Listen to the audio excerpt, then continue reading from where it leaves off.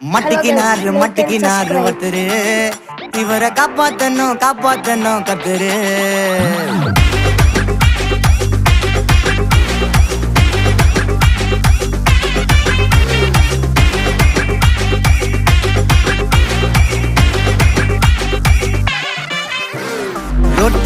ரொட்டு கடை kurma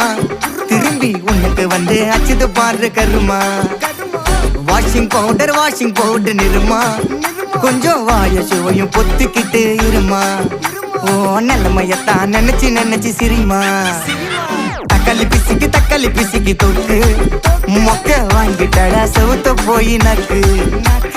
IPL cup நான் வாங்கி தரேன் லாலிபப்பு சப்பு நீ சோத்தல தான் போடுறியா உப்பு